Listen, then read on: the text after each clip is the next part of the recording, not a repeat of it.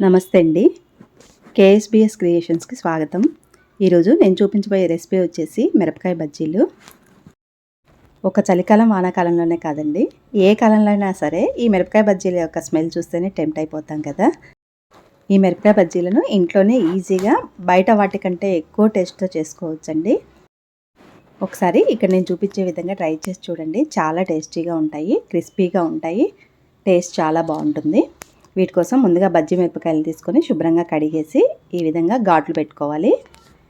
ఇలా అన్ని ఘాట్లు పెట్టుకున్న తర్వాత ఒక మిక్సింగ్ బౌల్ తీసుకొని దాంట్లోకి 1 కప్పు వరకు శనగపిండి వేసుకోవాలి. దీంట్లోనే ఒక పావు కప్పు వరకు బియ్యపిండి కూడా వేసుకోవాలి. బియ్యపిండి వేయటం వలన మనకి కొంచెం క్రిస్పీగా వస్తాయండి, మరీ మెత్తగా ఉండవు. ఈ రెండు కూడా ఒకసారి కలుపుకోవాలి. మనకి ఎంత క్రిస్పీగా కావాలనుకునేది బియ్యపిండిని వేసుకోవడం బట్టి ఉంటుంది. కొంచెం ఎక్కువ వేసుకున్నాం అనుకోండి, కొంచెం క్రిస్పీనెస్ ఎక్కువగా వస్తాయి. ఇప్పుడు ఇందులో కొద్దిగా పసుపు వేసుకోవాలి, అలాగే రుచికి తగినంతగా ఉప్పు కూడా వేసుకోవాలి. కొద్దిగా కారం వేసుకోవాలి. ఇప్పుడు 1 చెంచా వరకు వాము తీసుకొని ఈ విధంగా నలిపి వేసుకోవాలి. ఇట్లా నలిపితే ఫ్లేవర్ బాగా పడుతుందండి, నలిపి వేసుకోవాలి. ఇప్పుడు 1 చెంచా వరకు నూనె వేసుకోవాలి. ఇవన్నీ కూడా ఒకసారి పిండిలో కలిసేలాగా కలుపుకోవాలి. ముందే నీళ్ళు పోయకుండా ఒకసారి ఇవన్నీ కూడా పిండిలో బాగా కలిసేలాగా కలుపుకోవాలి. ఇలా కలుపుకున్న తర్వాత ఇప్పుడు కొద్దిగా నీళ్ళని పోసుకుంటూ ముందు ఒక పేస్ట్ లాగా కలుపుకోవాలి. ఇక్కడ నేను వీడియోలో చూపిస్తున్నట్టుగా ఇలా గట్టిగా బీట్ చేసి కలుపుకున్నాం అనుకోండి, మనకి పిండి అనేది స్మూత్గా వస్తుంది. ఈ కన్సిస్టెన్సీలో ఉండేలాగా కలుపుకోవాలి, ముందే ఎక్కువ నీళ్ళు పోసి కలుపుకోకుండా. ఇప్పుడు మూత పెట్టేసి పక్కన పెట్టుకుందాము. ఒక 10 నిమిషాలు పిండి నానుతుంది. ఇప్పుడు ఒక పెద్ద సైజు 2 ఉల్లిపాయలను తీసుకొని ఈ విధంగా పొడుగుగా సన్నగా కట్ చేసుకోవాలి. ఇలా కట్ చేసుకున్న ఉల్లిపాయలని ఒక గిన్నెలోకి వేసి వీటిని విడదీసుకోవాలి. ఈ విధంగా గట్టిగా నలిపామంటే విడిపోతాయి.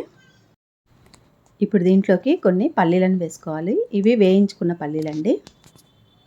అలాగే రుచి కోసం ఉప్పు కూడా వేసుకోవాలి. కొంచెం కొద్దిగా కారం కూడా వేసుకొని ఇందులో 1 చెక్క వరకు నిమ్మకాయ పిండుకోవాలి. తర్వాత ఒక పావు టీ స్పూన్ వరకు గరం మసాలా కూడా వేసుకోవాలి. ఇప్పుడు సన్నగా తరిగిన కొత్తిమీరను కూడా వేసుకొని ఒకసారి ఇవన్నీ కూడా బాగా కలిసేలాగా కలుపుకొని మూత పెట్టేసి పక్కన పెట్టుకోవాలి. వీటిని కూడా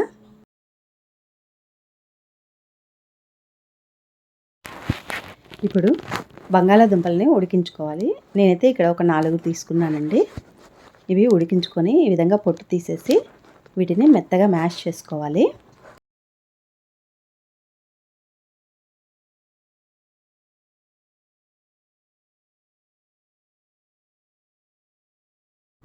మొత్తం కూడా ఇలా మ్యాష్ చేసుకున్న తర్వాత ఇప్పుడు దీంట్లోకి రుచికి తగినంతగా ఉప్పు వేసుకోవాలి.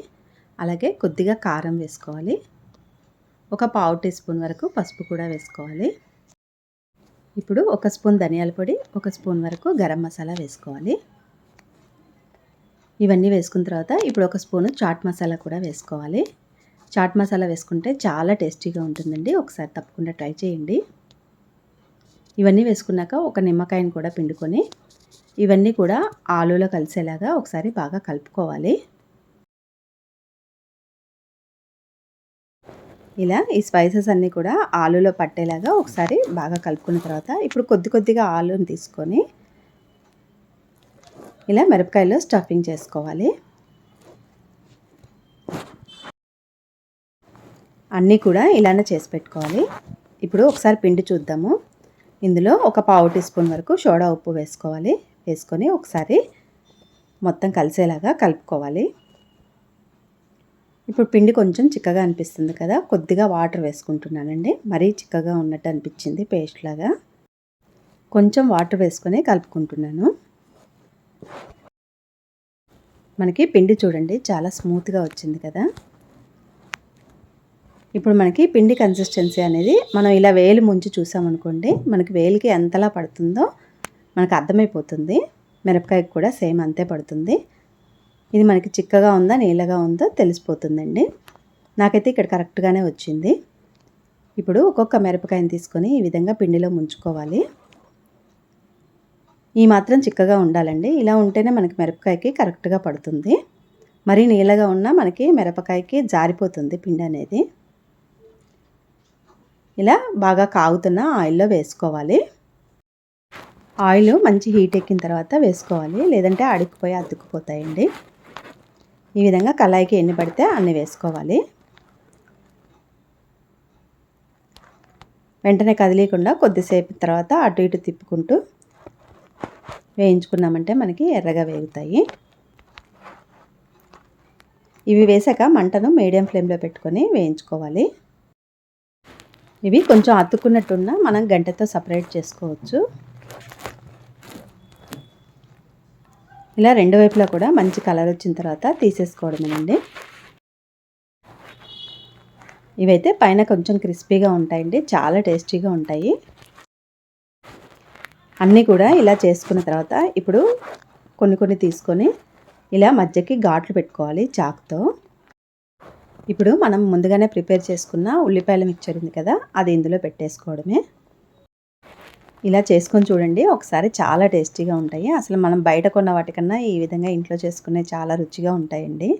ఒకసారి తప్పకుండా ట్రై చేయండి. నచ్చితే మాత్రం లైక్ చేయండి. Thank you.